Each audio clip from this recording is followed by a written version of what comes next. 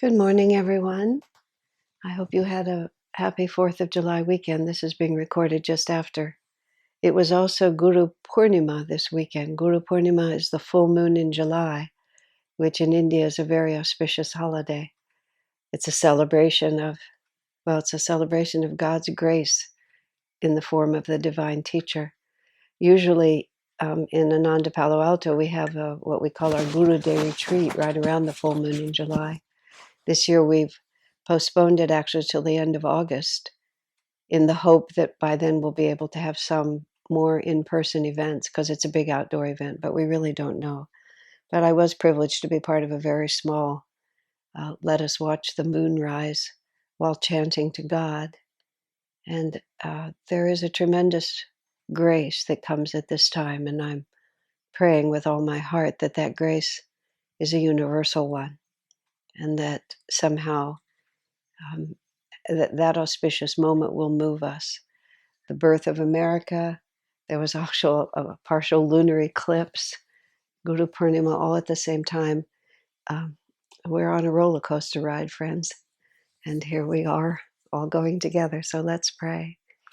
Heavenly Father, Divine Mother, friend, beloved God, Jesus Christ, Babaji Krishna, Lahiri Mahashaya, Swami Sri Yukteswar, beloved Master Paramhansa Yogananda, saints of all religions, humbly we bow to you all. Dearest friend Swami Kriyananda, we are deeply grateful for your guidance and your friendship. Help us to be strong in ourselves as the world around us shifts and changes as it always does, but perhaps more dramatically and with less security than in times past. Help us to feel always that you are walking with us, and that whatever comes, it comes from thee. And that as you bless us, you will also lift us, guide us, and strengthen us, that we may walk by your side with peace, with faith, with joy, and ultimately with perfect divine freedom. Om Shanti Shanti. Amen. We're in a multiple part series now in our morning broadcast. And right now we're talking about the 8 manifestations of God. And I don't know if there's an actual classical order in which you say them, but we're going love, joy, peace, calmness, wisdom, energy, light, sound. So we are at the second. We're at the place of joy, which I think is a pretty good place to hang out. I think joy, at least for me, has always been one of the highly motivating forces in my personal life before I knew about the spiritual path. Well, how do you say that? Because with reincarnation, we're born as yogis. I remember being small enough to be able to lie down on the floor of the back seat of the car and fit comfortably on one half of it. And I'm of an age before there were seat belts or restraining seats for children or anything like that. So we used to just fling ourselves around the back seat of the car when my parents were driving. And there was I don't know if there still is or not, there was a big hump on the floor between the two sides. I think that's still like that, but I don't remember clearly because I don't usually ride in the back seat anymore, and I certainly don't fling myself about like I did as a child. But my brother and I, because my brother was a terrible tease, my brother did something and I ended up in tears. And my mother from the front seat was very stern, and maybe she was stern with him, but I know she was stern with me. And I felt not only hurt, but I felt misunderstood. You know, my parents were very fair, but somehow I felt misunderstood. And so I had this sense of hurt feelings that I needed to comfort. So I remember lying down on the floor of the back seat and putting my head on that hump like that, and then listening to the sound of the tires. And it's strange. I mean, that would be a natural thing for a child to do. But the vividness of the memory and the experience, and then the thought that went with it. I was conscious of the fact that I was suffering because of my hurt feelings. But I was also conscious of the fact that that if I just kept going, and this is even as a child, this is how I thought of it. If I kept going deeper and deeper into myself, I would reach the place where nothing hurt. And I'm not talking about psychological dissociation because that wasn't what it was. It was the actual awareness that there was the external reality and the internal reality. And that listening to the sound of the tires, and of course, I'm skipping ahead to when we get to the Om sound, which is the eighth as we talk about it. I'm listening to the Om sound. I knew that listening to that repetitious drone of the wheels was the way for me to reach that point where the fact that my mother had scolded me um, wouldn't be my reality anymore. Isn't that interesting? That's one of my earliest memories, close to it, after falling asleep with my pink teddy bear. I also remember that. But these things are deep in us. And the relevant point to talking about joy today is I've always had this intense need, is the word, to find happiness. And I know, of course, that sounds funny because everybody has a need to find happiness, but it was different with me. It was related to that inner reality. There was always this awareness in me that that joy was who I was supposed to be. And more than that, that joy was not a lucky accident. That I called it happiness, but what it was really joy, and I'll make the distinction in a minute, that there was a method to experience joy. And I was totally bewildered as to why nobody talked to me about it, why nobody taught it to me in school. They were just doing all these weird, irrelevant things when the only and obvious question was how could we find that joy? And no, I didn't think I'd find it by going to graduate school and getting a PhD and becoming a college professor. That wasn't, it was answering a completely different question. But nobody, literally nobody but me seemed to be asking that question until I came to the path of self-realization. And above all, when I finally met Swami Kriyananda, who was not only answering the question, he was living the answer. And so, in this context of manifestations of the divine, joy is one. Oh, I just wanted to put one more piece on that. It is interesting, you see, because people seek different things. I remember talking to I have talked to a friend of mine, a sister who lives here, a spiritual sister. And when I talked to her about I'd always wanted joy, she said, I always wanted love. And it was just like, oh, it never occurred to me to look for love. What I was always looking for was joy. Interesting, Swami described love is bliss in action. It's just kind of a subtle and an interesting point. Bliss expresses itself by opening your heart to everyone. But I wanted just bliss directly, and I still do. There's no hierarchy here, believe me. And the whole point of these different, I was supposed to talk about peace today, but now I'm talking about joy, so I'm just going to stay there. Just, just, I wasn't supposed to talk about peace. The title is wrong. Joy is what I meant to talk about today. But going on with it, the difference between joy and happiness is a very important distinction when we're talking about manifestations of God. And these are distinctions we're making in English, because the word for joy in Sanskrit is ananda. And ananda is not mistaken for worldly pleasure.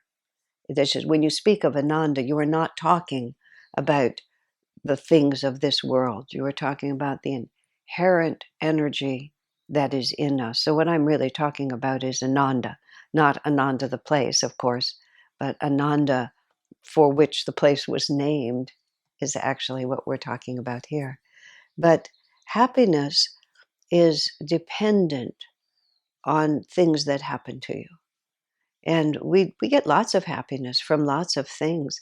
I have a little pond, just a little pond and a fountain that came with the house that I've been living in for the last 12 years. And there's we used to have when in the pond in the backyard for several weeks at one time when I was living here, I would look in the backyard and there were these, every so often there would be a beautiful white heron just walking around in the backyard. And I just loved seeing it. When it would come, I would stop everything and I would watch and then I realized that the heron was coming to eat the goldfish in the pond.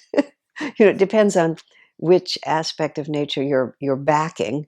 If you're backing the goldfish, the heron's the enemy. If you're backing the heron, the goldfish are there to feed the heron. But gradually the goldfish disappeared.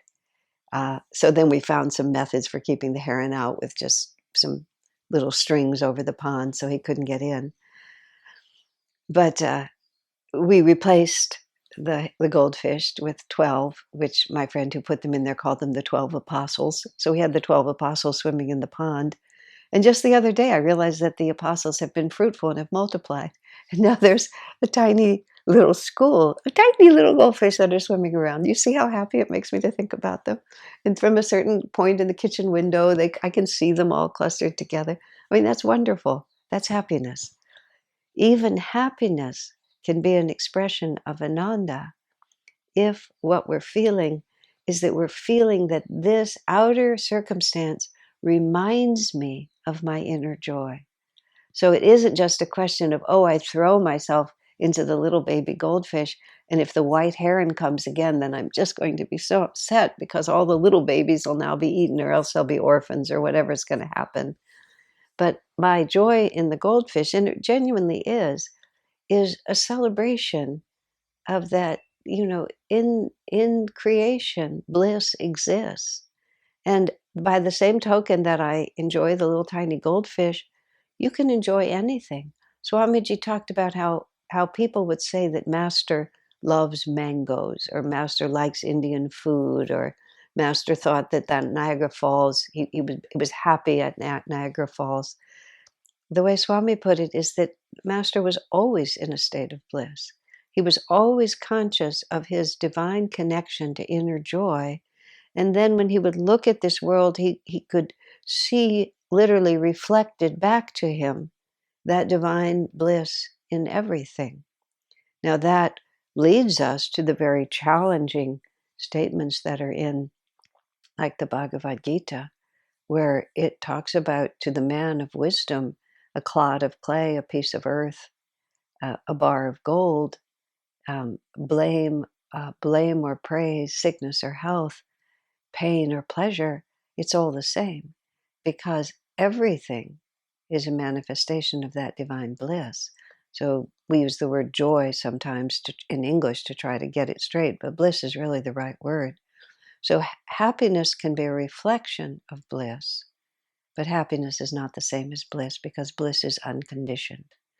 There's a story about Sri Ramakrishna, who died. He was an avatar who lived in the late 1800s, and he died of throat cancer. And it was a very bad cancer. He was obviously taking the karma of his disciples onto his own body at the end of his life.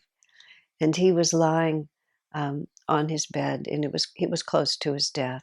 The disciples had moved him to this garden house outside of Calcutta, and many of the disciples, especially the young monks, were living there caring for him. And one of the disciples came to visit, and the disciple, with great concern, asked the master, "How are you feeling?" And Ramakrishna was very childlike and very specific. I mean, he never pretended. "Oh, it's very terrible. It hurts to do this. I can't swallow. It hurts to breathe." He was sort of going like this. And the more he complained, the more blissful the disciple felt, the more horrible the more horrible the symptoms that Ramakrishna described, the more uplifted and joyful and almost bursting into laughter the disciple was feeling. And finally he looked at them, and the master looked at him, and the master said, "Oh, you've discovered my secret, have you?" And then Ramakrishna stopped complaining about what was going on, because it was just happening on the surface. Just as I, as a tiny child, knew there's a place inside of me that is going to be untouched, and that's where I need to live from. Now, in the context of what we're talking, that's exactly what Ramakrishna had realized. I aspired to it. I aspire to it. And I believe that it's there because I've found it enough times. But by no means is it an unbroken cycle of bliss. The things of this world are always flipping me in and out of it. From the point of view of what we're talking about in this series, also about using these 8 manifestations to move through life is one of the most practical ways to move through life. This joy is one of those. It's one of the tools in our arsenal. Swami Kriyananda had a marvelous sense of humor, and he just had this wonderful way of lightening up situations with humor. Uh, just when you would think it would just be too terrible. I think I've told this story before, but let me remind you again. When we were in the middle of this awful litigation, we had two lawsuits against us. The first was a theological dispute that was put under the guise of intellectual property and trademark law. And the second was just character assassination. Ananda is a terrible cult, and Swami, as its fearsome leader, is the worst of all. And we went through a number of years. You can read both sides of it on the internet if you care, but I don't recommend it. It just happened. It was a mess. And at one point, Swami Kriyananda had to testify, and he had to testify in front of these really hostile attorneys, and we were all so worried about him. And many of us were also on the witness list and therefore couldn't be in the courtroom with him. So it was a big crowd of people in the hall for hours just wondering what was going on and being so worried. Now I have to back up and say Swamiji always enjoyed the James Bond movies, especially the original ones before violence becomes more and more graphic, when it was just more ludicrous. And even the violence and the response was just ludicrous. So it wasn't like scary, it was just good fun. And one of James Bond's attitudes is he had a very specific idea of how he liked his martinis. There's always the controversy between whether you shake it or you stir it. And James he had an opinion and he expressed it with great force. So anyway, after 2 hours or 3 hours of this awful thing, and we're all in the hallway, there's about 30 of us in the hall, Swami finally emerges from the courtroom. It's a lunch break. He emerges from the courtroom. We cluster around him. This huge crowd of people, and the opposing attorneys are over there. It was really marvelously theatrical. And so Swami's in the center, and everybody's, "Oh, how are you? Are you okay?" And Swami, referring to James Bond and his martinis, without saying it, all he says, "I am stirred, but not shaken," he declares, just like that. We all burst into laughter. I mean, this loud, long laughter, releasing so much tension. And the poor opposite attorneys who had just done their worst with this man, and all of a sudden we just can't control ourselves. And then Swami says, "Let's go to lunch." I mean, a perfect use of bringing joy into a situation. Totally diffused everything. I mean, the situation was awful. That joke didn't do anything, but it just shifted the energy. It reminded all of us, oh yeah, joy is our true nature. So just humor itself. Swamiji would often make jokes about attitudes that other people, that we would be inclined to take seriously on other occasions. So that when you were about to do it for real, you would always remember, you would always have this picture in your mind of how funny it was when it wasn't actually happening to you. And even for yourself, you can just turn it a little bit. I often like a friend introduced me to what I call the photo caption way of moving through life. This is when you would put books in an album and you'd write a little caption. I'm sure there's an internet method for the same thing. I just don't know the right words for it. But you just write a photo caption. This is the scene in which the heroine loses hope. This is the scene in which the heroine flings herself on the bed and cries in heartbroken sobs. And the heroine is flinging herself on the bed, and she is racked with sobs, and her heart is breaking. It is happening. But when you think of it as a photo caption, it's not quite as hard and heavy. And you can also just be cheerful. And I don't mean inconsiderately insensitive to other people's suffering. But we don't have to think that merely because other people are unhappy, we have to be unhappy with them. And we also have to understand that bliss is an emanation from our spirit. It's not it isn't, I'm talking about very outward jokes and Swami just putting us into stitches at a moment when we were ready to burst into tears. Bliss is an emanation. It's just a quiet, sitting there. Oh, I'll remember another story with Swamiji. This one is in my book, Swami Kriyananda as We've Known Him. There was this woman named Happy Winningham, and she contracted AIDS very many years ago, very early in that epidemic, at a time when the treatments were not as well refined, and it was a big saga. She went about 8 years with it, and before she finally succumbed to, opportunistic infection is what happens with that. But she was near death a couple of times, and she had been taken into the hospital. She'd been taken into the hospital with meningitis or something that was pretty serious, and she was dying. Her extremities were turning blue, and her nose had turned kind of a shade of purple, and there was all this chaos in the hospital room. They couldn't get the IV in, they couldn't find her insurance card. It was just all this big mess like this. And right in the middle of it, Swami and Happy herself was not happy. She wasn't afraid of dying. She'd been close enough times, but it was just a chaotic mess around her. Nobody could do anything. Everybody was really worried. They didn't know what was going on like this. Swami walks into the room because someone had told him she was in the hospital. He just walks into the room. He looks right at her, and she's got this big bulbous nose, purple nose. And Swami looks at her and says, "Happy, you look just like Bozo the Clown." And as weak as she was, she began to laugh. When she began to laugh, the nurses and the doctors began to laugh. Everybody else in the room began to laugh. And she said, and in that moment, they got the IV in, they found the insurance card, the right doctor came, everything just turned around. It's like he could have done anything at that point, Swamiji. He could have given her the equivalent of last rites.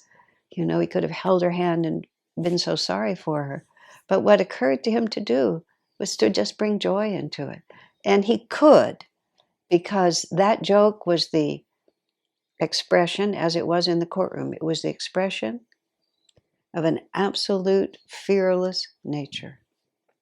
And see, that's what real bliss is. Bliss is not, ha ha ha, here's a joke to make us all less nervous. We're all so scared, let's just, ha ha, let's try to, ha ha, lighten the tension. Swami was absolutely fearless. His reality was that bliss, and he could emanate it into the room. In both those cases, he used wit to emanate it into the room, but the wit was the carrier for the vibration of absolute fearlessness. And that's what real bliss is. So you can come in very quietly, just quietly and even silently. And I've been in situations, especially hospital room situations, where you just come in joyfully. I remember visiting this one woman who actually died the next morning. And she was just close to the end. She was very wide awake, interestingly, considering, yes, I believe she died within 24 hours of that visit. But I felt just this tremendous joy walking into the room. Yes, she was young to die. Yes, her husband was very sad about it. There were lots of things. But she was a woman of faith. She'd fought the good fight. And so the feeling that I had was one of bliss. Death comes to everyone. And it just, everyone can relax when that begins to happen. And Happy, when she told that story later about Bozo the Clown, she herself realized when Swami said that, and she laughed, it was like, what was she so tense about? What was everybody so tense about? There's life and there's death, and she had a terminal illness. She knew it. If this was the moment, what difference did it make? Even if she didn't know it, if this was the moment, you don't want to go out with all that fear. You just want to go out with joy. So whenever you're looking at a situation, Even if other people are distressed, if you're capable of finding in your heart, and see, this is what the 8 manifestations are for. What am I capable of doing at this point? But if you are capable of bringing into it a calm state of bliss, or even an outward state of bliss, depending on what's appropriate. But if you can bring in a calm state of bliss, then everyone else will also feel on some level. They'll feel this is not so bad. This is not so bad. We can be happy about this, even though we can be blissful about this, because everything comes from God. Why would we be resisting it? Now, the good thing about 8 manifestations of God is that sometimes bliss is harder to access. It's just harder to find. But there's a power in it. It's the power on a less subtle sense of positive thinking. And positive thinking is not just wishful thinking. Wishful thinking is uh, often a result of cowardice, that one is actually afraid of certain outcomes. So we just keep hoping that those outcomes won't come. Positive thinking is the deep realization that God is in charge. And therefore, whatever happens is going to be positive. And it's an attitude. And then there's no harm in affirming a certain outcome that we know would be a good outcome. But it's not so much we're attached to the outcome, is that we're always seeing a positive flow of energy.